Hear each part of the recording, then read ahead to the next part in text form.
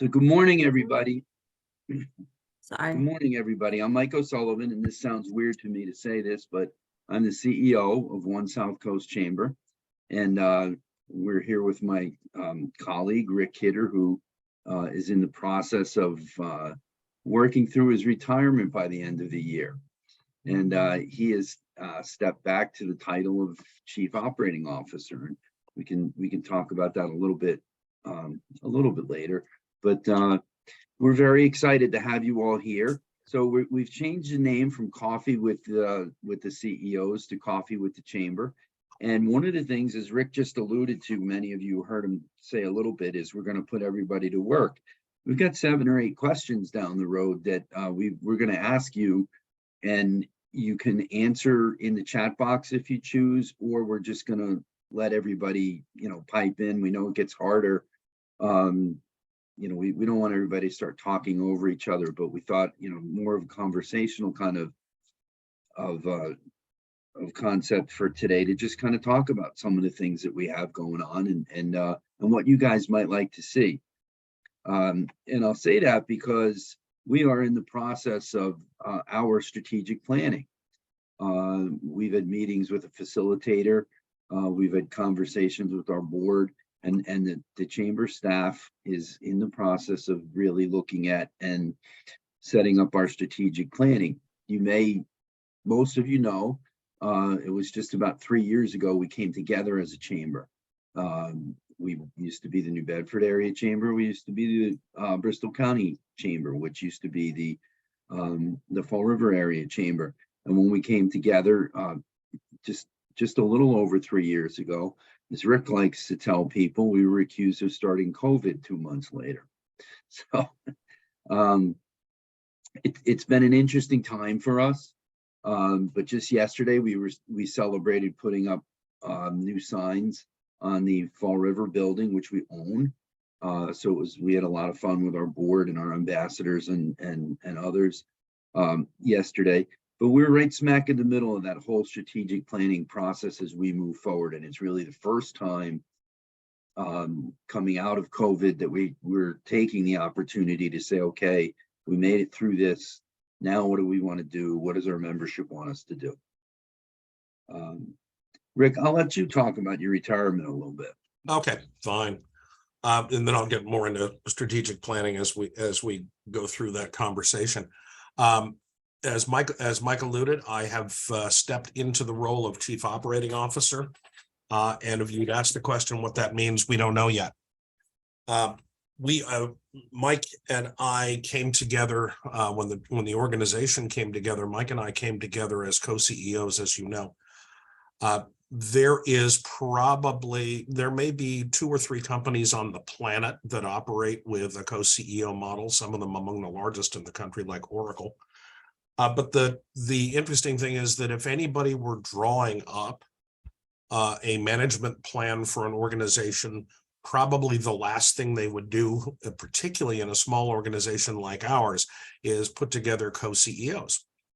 We did that for a number of reasons. It was done for political reasons, and it was done to make sure that there was never a sense that the 2 organizations had not come together as co-equals.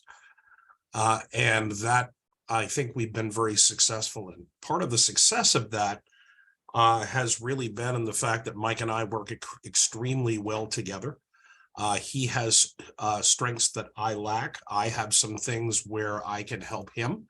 And when those mutual skills are complementary, it means that we end up with a good result where, quite frankly, both of us have been able to check the ego at the door. The retirement plan is really for me to, I've hit the ripe old age of 68. And so the time has come for me to begin that delicate exit ramp, and it has to be delicate because I'm fragile these days and start breaking stuff. So I will be working with the chamber primarily out of the New Bedford office, but working on all of the chamber initiatives, including our CVB, which is Southeast Mass Visitors Bureau, and a number of other initiatives designed around making certain that we can serve our members well and then assist Mike and the team as we go through the strategic planning into a new staffing model. That new staffing model will include as yet undefined positions that will end up taking not only some of the roles that I have taken, but serve Mike in a way that the rest of the team benefits as well. So there's a lot going on within that. It's going to evolve over time. Mike likes to say that December is going to come a whole lot faster than anybody expected. But the reality on that is it's coming. So as of December of next year, I will be drifting into the sunset. And that drift will include, by that point, a full staffing model on meeting the needs of the organization going forward without a co-CEO model. I think the days where the politics of that were necessary are no longer, it's no longer the case. We were talking yesterday in a board meeting about how the joke that Mike came up with earlier, quoting me about we came together in January and then immediately caused COVID because it was such a shock to the system of both Fall River and New Bedford areas. That reality really isn't playing out as a negative anywhere. And we're pleased by that. That's something that we have worked toward and will continue to work toward, and making sure that each of our anchor communities, as well as all the communities that we serve, feel supported in the process of helping businesses grow, because that's why we exist. So the retirement will come. The retirement will, we've got a date in mind. Who knows? I may be kicking around for a while, and Mike may want me to do a few things on a contract basis, but we'll work that out over time. For now, we're having fun kind of as a team, looking at strategic planning, looking at how we're going forward. And then from that point, I figure I'll be able to go off into the sunset with the full knowledge that Mike and the team have this thing absolutely by the scruff of the neck, and be able to help this organization grow. So that's kind of the general kind of broad-based plan. In the meantime, I've done some weird things like change the signature on my email so that it now says Chief Operating Officer. We're so used to being co-CEOs that we put together the board meeting agenda, and it still said co-CEO report. We're getting there. It's just, it takes some time, but Mike will put up with me for the next year as we go through that. I'll gladly put up with you for the next year or more. Thank you very much. So as we look at strategic planning, I think all of us are finding this to be quite a process. We were fortunate enough to have a consultant named Sue McQuaid.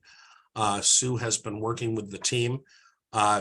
The process has been a little bit more slow than we had anticipated due to some personal challenges that Sue ran into with the health of her husband.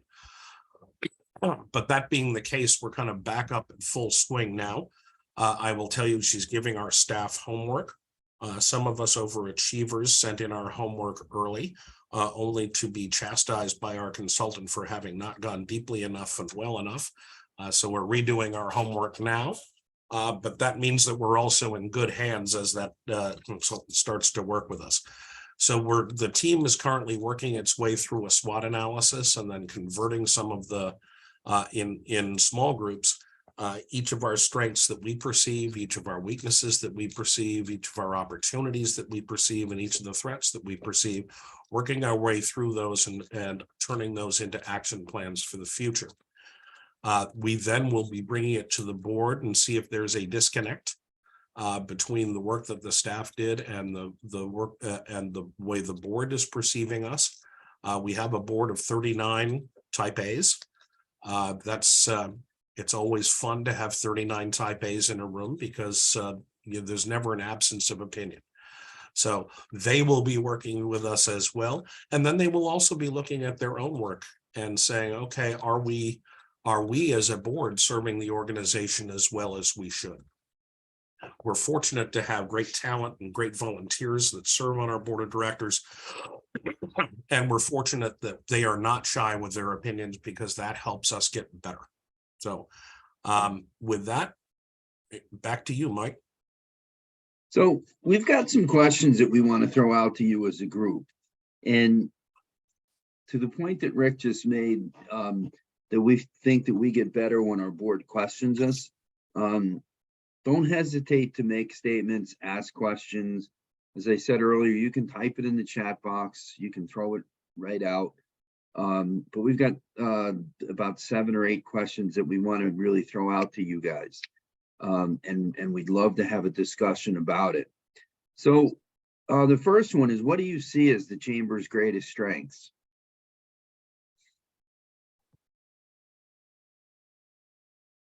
And silence doesn't help us. Who's willing to break that ice? I'll speak up. I'll say something. Hi, everyone. Dawn from the Hi, Dawn. DBCM. Hi, Dawn. Hi. One of the things I enjoy about the networking events is the mix between the nonprofit and business community, because we're a nonprofit, and I think this is the only network where I brush elbows with the business community. We've had some I'm going to follow up on that, Don. We've had some suggestions over the last few years that perhaps we should be setting up some sort of nonprofit council within the organization to help not treat the nonprofit separately, but help put together a plan on how they can interface with the for-profit community. That sounds like a good idea. So People Incorporated is part of the Taunton Chamber of Commerce as well, and they do have a nonprofit networking committee that they really just started last year, but it's been successful so far. So Peter, is it primarily networking, or is it designed to have some work product? Well, it's literally called the Nonprofit Networking Group. And it's really just been, I guess, ostensibly for nonprofits to share their own issues among one another. But of course, it's not exclusive of the business community. I think it's an opportunity for them to talk about how they can improve their relationship with the business community, as well as talking about their own common issues. Excellent. Yeah, that sounds like a very interesting idea. It does. Because we're one of the things that we're doing, and we're actually starting it this week, is we're having what we refer to as a DEI business after hours on Thursday night at the CVPA in New Bedford, and it's designed basically to try to bring the folks, for lack of a better term, I'm going to say the folks who don't always come to our networking events or our events in general. And but what we found is that we can have some success if we target smaller groups. So the possibility of targeting the not-for-profits the way Rick and Peter just described might make a lot of sense. It could have a lot of value to be able to just sort of work through some of the ideas that and the needs, really, to try to see what we can do to bring people together to help not-for-profits with their needs. I like that idea. Yeah, one of the things that and I'm going to say this as kind of a framing statement, because we're going to go back to asking you the greatest strengths. But one of I talk to people about this a lot, is that our greatest strength is also our greatest weakness. Our greatest strength is that we are a large generic business organization representing everything from the smallest one-person shop to the largest employers in the region, each of whom have a different perspective on the chamber and a different set of desires for what they want from it. But one of the things that we know that we have to address is market segmentation within that. And we do that to some degree. But keeping in mind that we are an organization of roughly 1,500 members, 85% of them falling into the category of small and micro business. Those are always going to be our greatest need when it comes to programming. In addition to that, it's interesting to note that although we haven't done a complete breakdown of the numbers, if you look at things like big events and table sales and sponsorship dollars and all of that stuff, likely more than 40% of our budget, it actually comes directly from about 5% of our membership. And that's an interesting part of the model as well. So we look at the organization and recognize, okay, who are we serving best? What are our greatest strengths, and how can we kind of build on those? So given that kind of generic great strength and great weakness at the same time, I'm going to ask the question of, please chime in on what you perceive our greatest strengths to be. Go And ahead. I'm actually taking notes. I'm trying. I mean, can you hear me okay? Yes. Okay, sorry about that. Thanks, Daryl.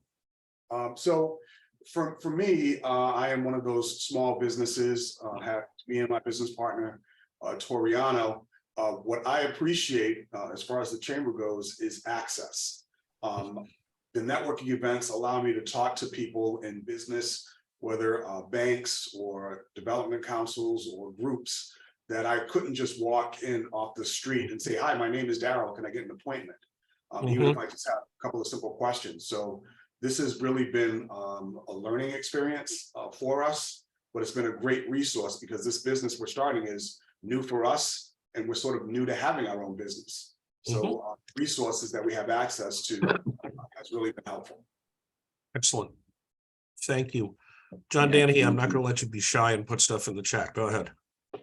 All right. So I won't make this about me, but I would say that, you know, if we think about the opportunity for all boats to rise, wouldn't it be great if our larger businesses were somehow incentivized, or if they could get publicity for having done business with some of our smaller businesses in the chamber? If there were a marketplace or a place where the small businesses could actually participate in providing RFPs, or you know, if the larger businesses could put out for solicitation to the smaller businesses in the chamber opportunities for contracts and things of that nature, I think that would probably push things over the top as far as my participation goes. So, and I'm not, you know, I'm certainly not trying to be selfish about this, but I think it would be a great opportunity, or something worth exploring at least. And John, when you talk about being selfish, let's be honest here. While we are a nonprofit, we're not curing cancer. We exist for the purpose of enlightened self-interest. No one would be a member of the organization. No one would involve themselves in the organization if they didn't feel that there was something good that they could get from it. So that's never worry about, quote, feeling selfish. That's why we exist.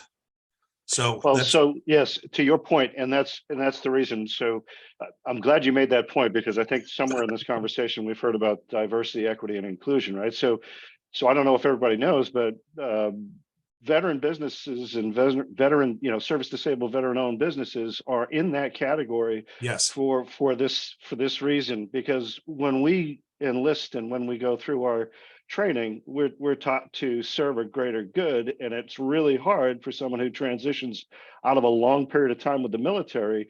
It's hard to change that mindset. So I'm always kind of dancing on that line, and I never know if I'm crossing it. So that's usually why I use that caveat. I completely understand. Completely understand. Strengths that I see working with new entrepreneurs, startup entrepreneurs, to piggyback on what Daryl had said. I think one of the selling points to try to get a startup company to become a member of the chamber is that access that they get, as well as I think you guys do a great job of promoting new members in the organization, whether it was with the monthly magazine that or newspaper that you put out, the article that would be on them, or just at networking events, how you take the time to introduce them. And I've always found, whether it's introducing a member I get, or a new entrepreneur I get to attend one of the networking events, that whether it's with you, Rick, or Mike, or any of the other leadership, that you all go out of your way to really be welcoming to a potential new member, no matter how small their business is. Thank you. And thank you, Dennis. And for those who don't know, Dennis has been very active with SCORE for quite some time, and is a remarkable asset in and of itself as people are looking to start businesses. One of the things that is important, and it's funny, Mike and I talk with Ian, who does our membership sales all the time. We as an organization are not looking for anybody's last $325.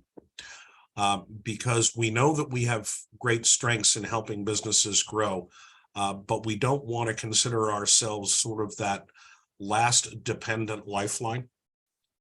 So it's important that businesses be ready to make that step and involve themselves. I think a challenge that we run into is that every time, and this is where we get to air our dirty laundry a little bit. The industry standard for chambers of commerce is that you lose 50% of your first year members each year. They do not return for their second year. The industry standard also is, if you have somebody who's been a member of the organization for 4 or 5 years, pretty much you have them for life, unless there's some major change within the company. And that's something that model is something that we're looking very much to break into. We want to make certain that our first year members in particular have realistic expectations about what the organization can and can't do. And we've gotten very good at managing expectations on the way in. The challenge that we often run into is that someone will join the organization with every great intention of involving themselves, participating in networking events, participating in this and that, educational events, things of that kind. And then we find life got in the way. Their business got in the way. They're doing their business each day got in the way of their involvement. And then they come back to us and say, hey, I'm not sure I got much of anything out of this. Also, sadly, Dennis, I don't know what you probably know this statistic. What percentage of first year businesses end up closing? It's, well, probably within the first 2 to 3 years, it's almost 2/3. Yeah. National. So that's part of a trend that we have to buck. We want our business members to succeed. And so and when I say I don't want anybody's last $325, the reality is that we want to make certain that we can help a business grow. And sometimes, yes, that can be a startup that is capitalized appropriately with a good idea, and they work with Dennis and they've got things going. But sometimes also it is somebody with a great idea, but perhaps may have been undercapitalized from square one and have a really challenging time. So we're looking to kind of break into those numbers so that we're not churning membership, that we're actually adding value. So we'll move on to what we have as our next question is, where do you see the areas where we can add member value? We touched a little bit on that just now, but where do you see the areas where we can add member value? And I'm going to take, for the sake of notes, John, your comment and move it down into that category, if that's all right. Yeah, as long as you'll give me an opportunity to put something else on the table. You can put anything on the table you want. Okay, so one of the strengths. So I'm gonna cross back and then I'll fast forward. But one of the strengths I think is certainly the ambassadors group I think in this chamber is probably as strong as I've ever seen. So Good. I think that leveraging the ambassadors and maybe arming them with more information about what resources are available may very well help solidify that relationship on the front end. So as Dennis was mentioning, I believe if I heard correctly, he's a SCORE advisor. So, you know, we have and I know that it's probably somewhat of it's probably not a competitive space, but we've got the Mass Small Business Development Center. We've got the SBA, we've got the chambers. There's a ton of resources that I see the chamber being able to pull together. And it may, you know, it may be something like, you know, a more well-defined relationship management thing on the front end when a business joins the chamber. Yeah, we've also talked about the possibility of putting together groups that groups of our members who are established members who would be willing to kind of act as informal advisors to some of our more startup kinds of businesses where they don't have a board of directors, that they need some expertise.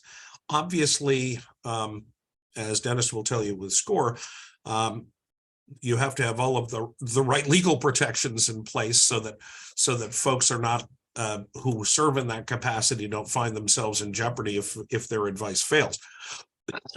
But perhaps setting something up as a kind of informal boards of directors, utilizing our members to help other members grow.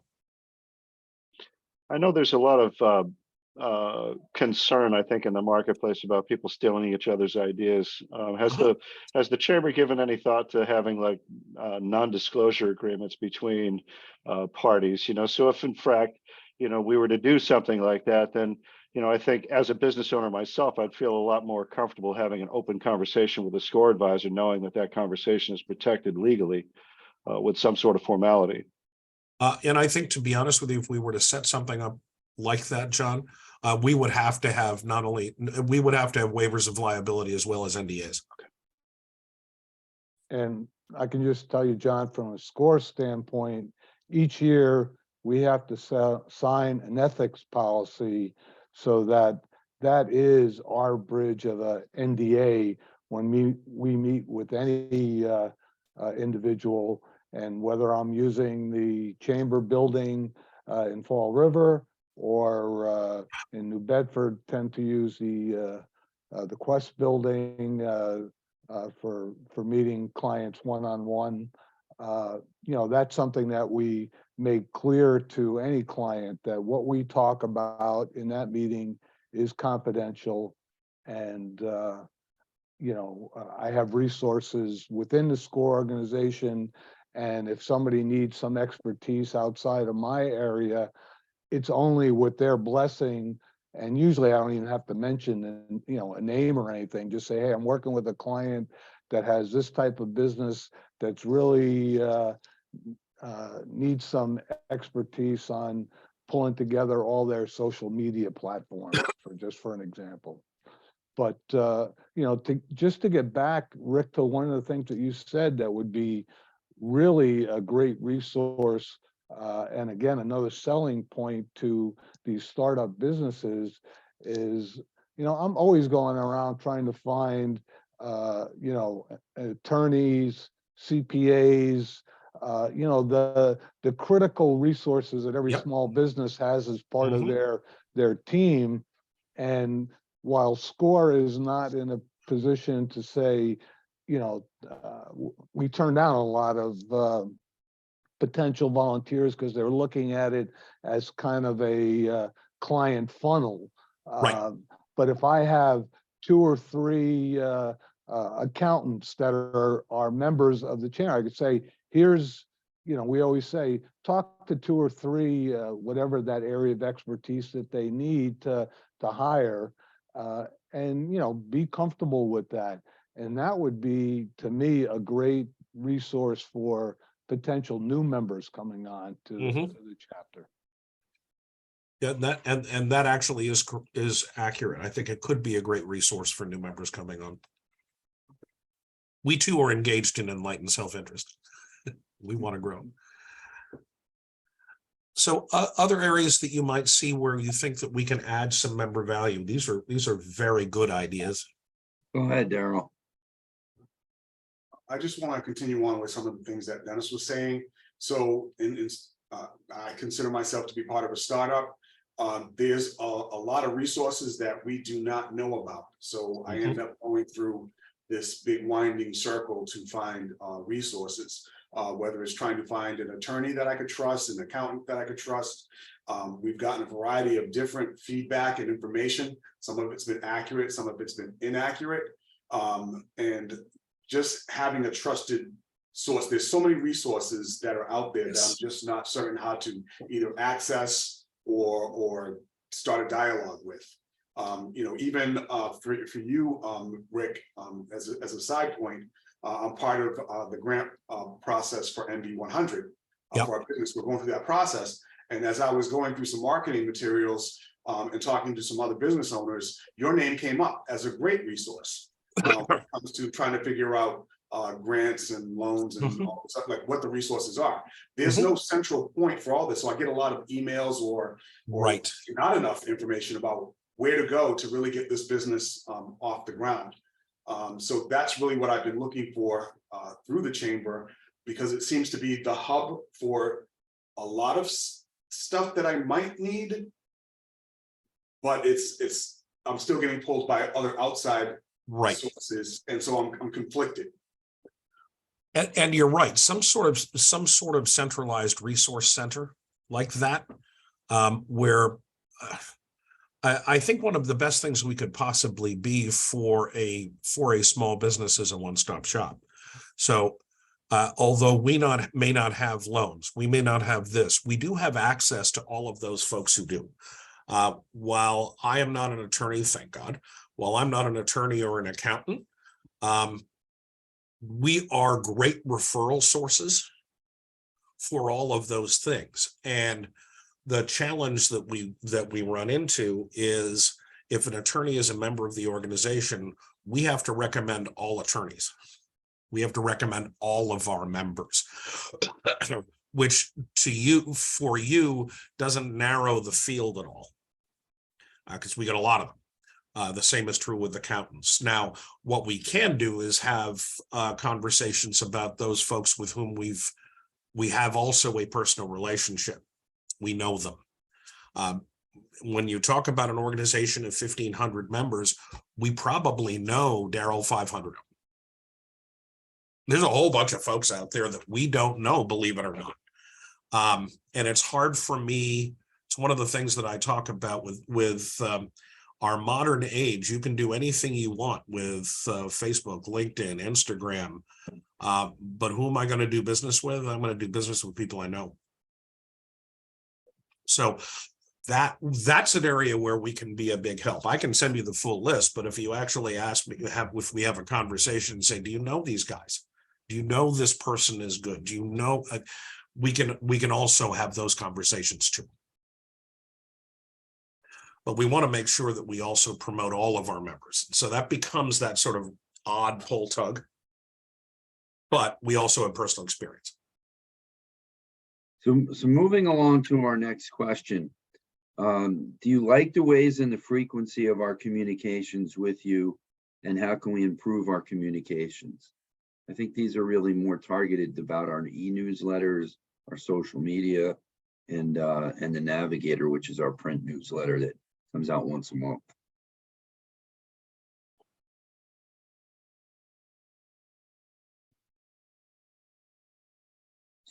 Go ahead, Daryl. How fascinating. No communication back. I do like the emails. It allows me to just sit in front of it for a little bit. You'll have some pictures or events listed or some info that's in there that I can sort of just focus on that one email.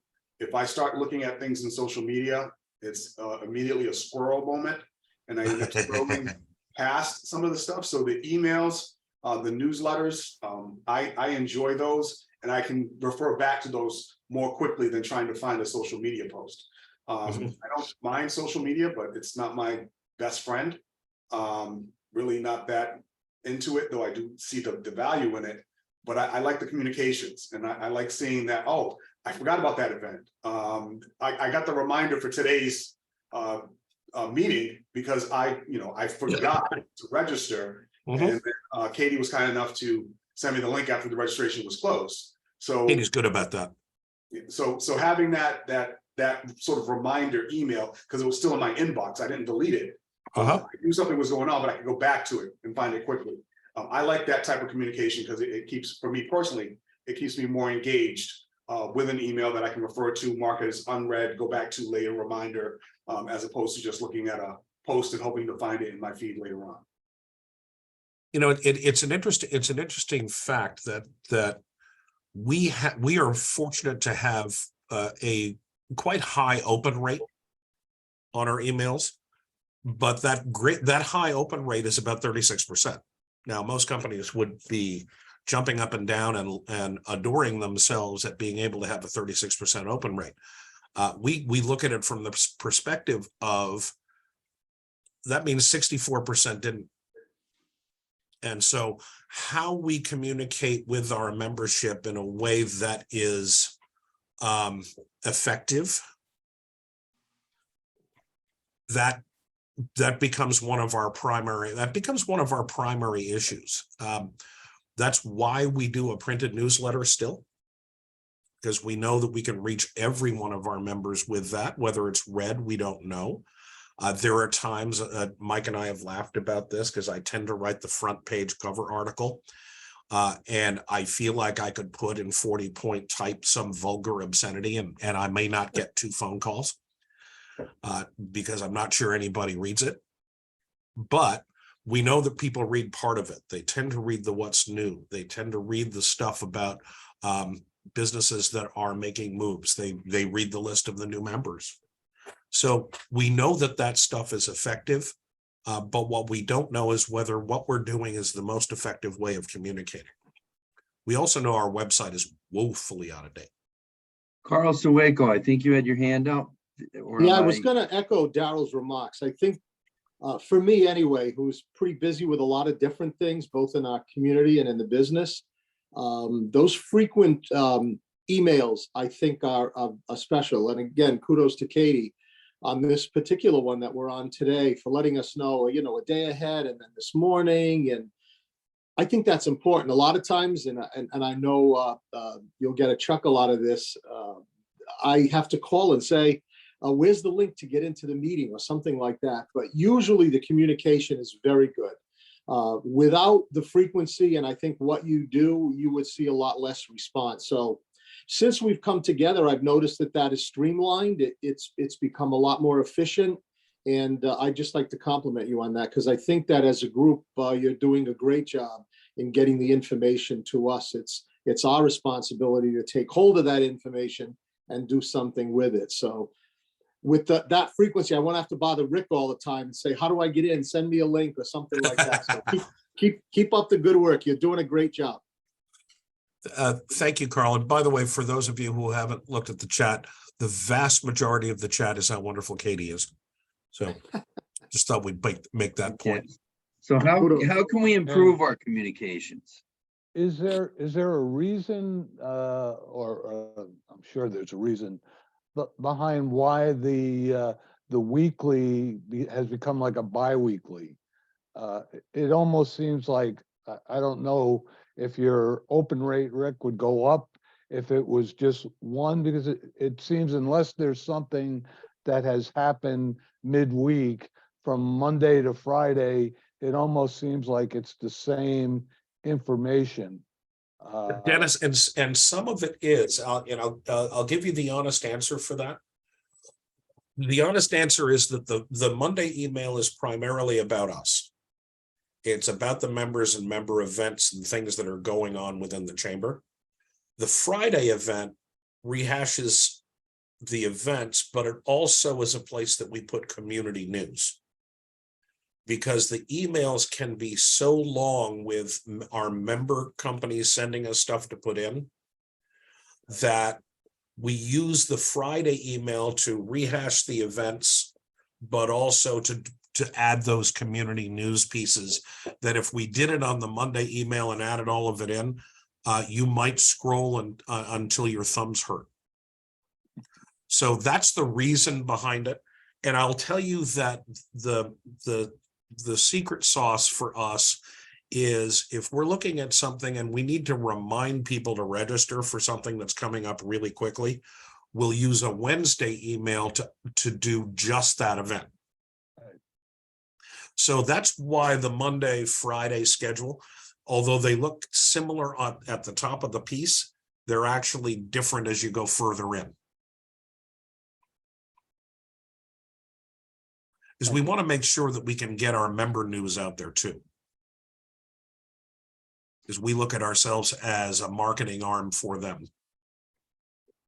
So I'm going to keep moving along. So what events do you think need to be improved and how?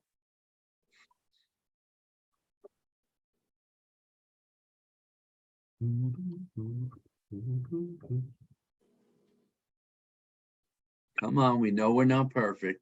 There you All go, right, Daryl, come on in. I don't want to feel like I'm being a bully today. No. So I forgot when we joined. I can't remember if we joined in August or September. I think it was August. Uh-huh. But the networking events were a great kickoff for me. Really enjoyed them. And I don't know if it was because of seasonality with the holidays coming off. It seemed like the networking events sort of dropped off.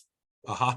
And then I felt like I was floundering because I looked forward to the networking events to, really get the experience of the chamber. Right.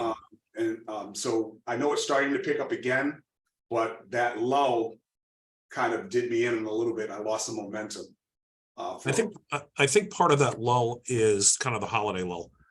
We start getting into the holidays and we start to suffer attendance because there's so much going on.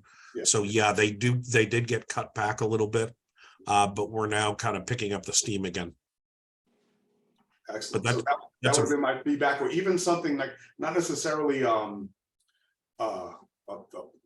larger event, but maybe even some smaller. I know you're talking about creating some groups. Yep. Maybe some group specific meetings or a specific topic meetings instead of just networking. Yep.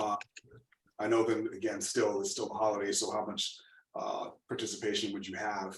But I'm just looking for the momentum to really take advantage of the membership and then really learn how to use the site and benefit from what's being put out by the chamber. And on this call is Artie Pacheco, and Artie is the chair of what is the newly formed One SouthCoast Human Resource Council. That's one of the councils that we wanted to create because we know that most of our small business people are CEO, they are HR, they are head janitor, they are doing everything that they can do within their business.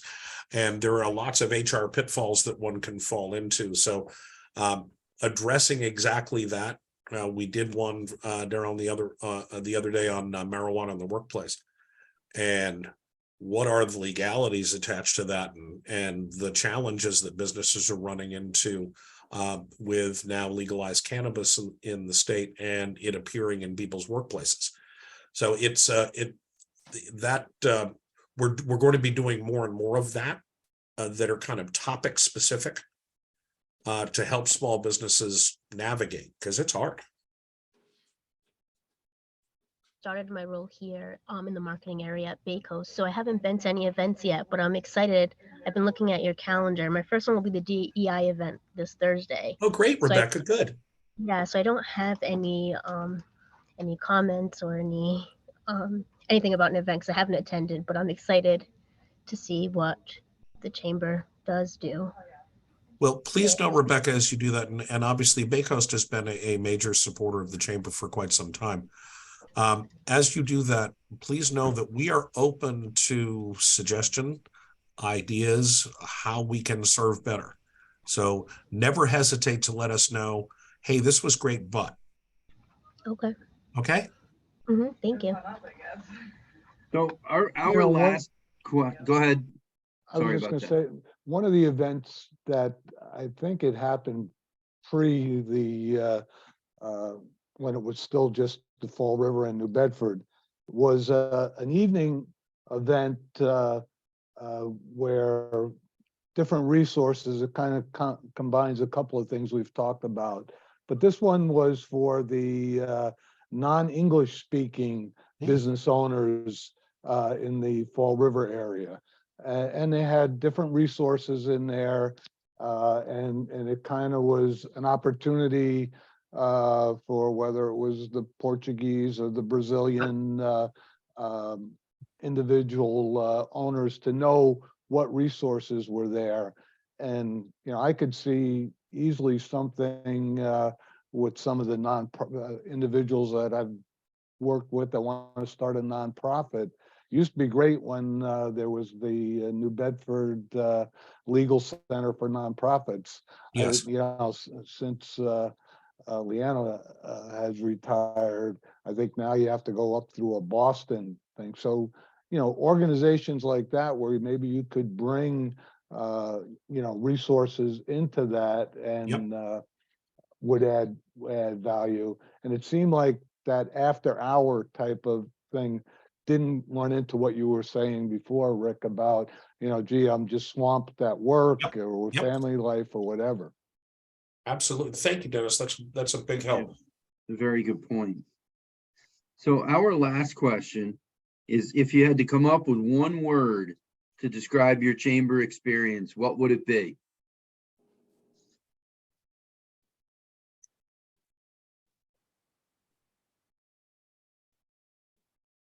One word.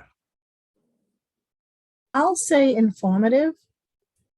Thank you. Between the newsletters and the events, legislative connection, breakfast that you do, working in a nonprofit, you know, they say, well, why do you want to join this group? And, you know, what are you doing? I always have to report back, like, you know, why am I wasting my time doing these things and whatever? And I always say no to you guys about my involvement with the chamber, because, you know, between the ribbon cutting, so you're promoting our agency that way. I've done a lot of networking throughout the years. The legislative breakfasts are really great to find out what's happening. You know, I just feel like you bring the community together, whether we're non-for-profits or for-profits.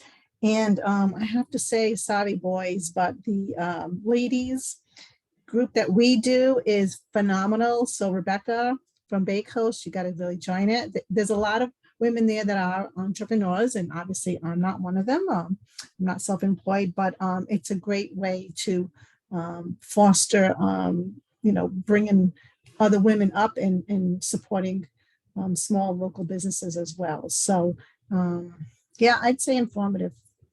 Thank you, Thank you, Sue. Sue. That's And really good. just for the record, we love the ladies group. We don't go. I've never been. I don't know if Rick's ever been. I've been to one. I've never been, and I don't need to go. But I love the ladies group. Anything that's going to bring people together and do well. So thank you for that.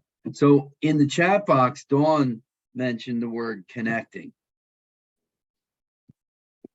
Does anybody else have a you know, one word? Already mentioned enlightening. That's that old enlightened self-interest that Rick Yes, talks it is. about a lot. I would say engaged. Thank you. There's John.